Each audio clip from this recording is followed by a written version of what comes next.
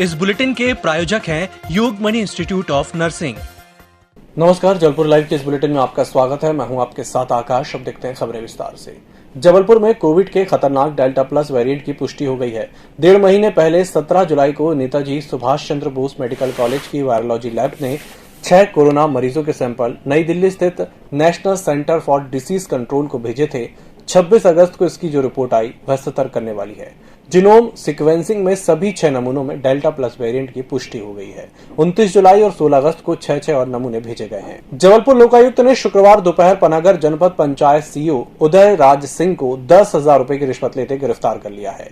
शिकायत करने वाला सचिव है। 4 महीने पहले कार्यालय से गैर हाजिर मिलने पर सीईओ जिला पंचायत रिजू बाफना ने निलंबित कर दिया था। विभागीय जांच समाप्त करने के एवज में सीईओ ने पैसे मांगे थे। हाईकोर्ट से 10 अगस्त से विभिन्न मांगों को लेकर काम बंद हड़ताल कर रहे पटवारियों को बड़ा झटका लगा है। हाईकोर्ट ने किसानों की याचिका पर हड़ताल को असंवैधानिक घोषित करते हुए तुरंत काम पर लौटने का आदेश दिया था। हाईकोर्ट के सख्त तेवर के बाद पटवारियों ने अपनी हड़ताल वापस लेने की घोषणा कर दी है। जबलपुर के विजयनगर में दर्ज मारपीट और जानलेवा प्रकरण के आरोपी शहनवाज की तलाश में पुलिस ने कुख्यात बदमाश अब्दुल रज्जाक के घर शुक्रवार सुबह 4 बजे दबिश दी और दबोच लिया। पुलिस ने घर की सर्चिंग की तो सन्न रह गई। आरोपी के घर से एक विदेशी सहित 5 राइफलें, 10 कारतूस और 15 बकानों का चाकू मिले हैं। पुलिस ने अब्दुल रज्जाक को भी गिरफ्तार कर लिया है। आरोपी रज्जाक के खिलाफ NSA का वारंट भी एसपी के प्रतिवेदन पर जिला दंडाधिकारी ने जारी किया है। जो कुल 5 बंदूकें, कुछ कारतूस भी मिले हैं, जिसमें 8 कारतूस 12 बोर के और 7-8 कारतूस जो हैं वो 315 के हैं। साथ ही साथ इसमें 15 बकानुमा चाकू, जो आप देख सकते हैं कितने घातक सिद्ध हो सकते हैं अगर कोई इनसे प्रहार करे, वो भी इनसे जब्त हुए। जबलपुर में जिला कांग्रेस संगठन की बैठक का आयोजन किया गया। बैठक में जबलपुर कांग्रेस संगठन की प्रभारी हिना कांवरे शामिल हुई। संगठन में ऐसे लोगों को शामिल करने पर विचार किया गया जो जनता के करीब हैं और जनता की आवाज बन सके, ताकि सरकार के सामने ऐसे लोग जनता की आवाज बनकर सरकार को घेर सकें। बैठक में महंगाई, डेंगू, कोरोना वैक्सीन को लेकर भी चर्चा हुई। इसके अलावा आने वाले समय में जिले में एक ऐसे आंदोलन करने पर विचार किया गया। आंदोलन कोरोना गाइडलाइन का पालन करते हुए किया जाएगा, जो सरकार को बैकफुट पर लाने का कार्य करेगा।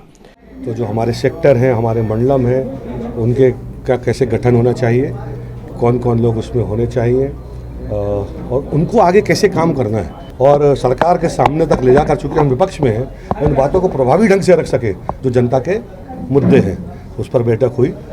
आगे चाहे महंगाई की बात हो, चाहे डेंगू जिस तरीके से जबलपुर में फैल रहा है, कोविड की वैक्सीन का अभी भी बहुत टोटा है, सब जगह पे लग नहीं पा रही है, शहर की सफाई व्यवस्था ठप है, कानून व्यवस्था की बुरी हालत है, इन पर भी चर्चा हुई है। इसी के साथ बुलेटिन वक्त चला छोटे से ब्रेक का, जल्द हाजिर होंगे।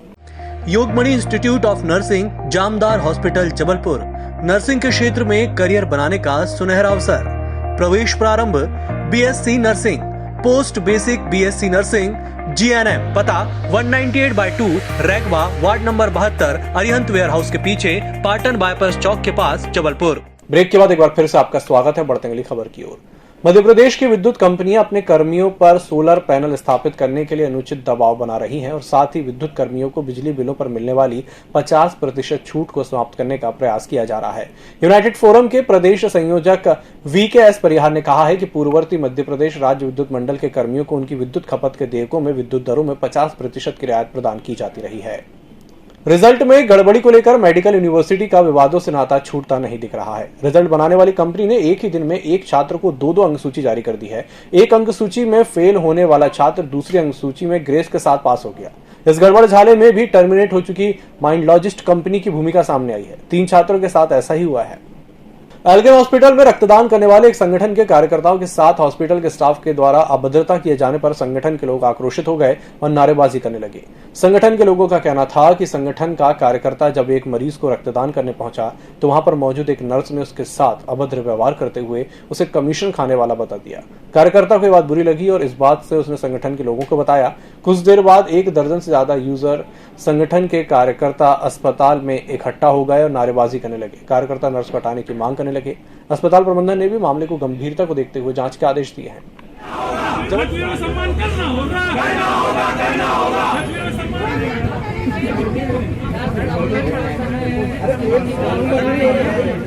जो सेवाएं हम लोग दे रहे हैं उसको आप एक रिकग्निशन ना देके, उसका मान सम्मान ना देके, खाली तो क्या चाह रहा हमारा सेवक, एक प्यार से बात, मान सम्मान भी नहीं चाह रहा कि किसी मंच में हमको मान सम्मान दे दो। एक प्यार से बात तो कर सकते हैं कर्मचारी। प्रबंधन क्या कह रहा है? प्रबंधन कह रहा है अभी हमको समय दीजिए, हम लोग समझेंगे क्या है, और जब तक इनके उनसे सस्पेंशन नहीं होता, उनका उनसे माफी नहीं मिलती है, तब तक रक्त सेवकों की है सेवाएं सब बंद रहेंगी। उस मैटर को अभी देखा जा रहा है। उनकी तरफ से आज अभी घेराव का प्रस्ताव था, 1 बजे आके उन्होंने घेराव किया है। उनसे चर्चा हुई है। चर्चा के दौरान अब उनको मैंने बुलाया, मैंने कहा आप 1 घंटे बाद आइएगा, समस्या के समाधान के अपन करते हैं। दूसरा पक्ष भी हम उनका टेक्नीशियन का भी लेंगे।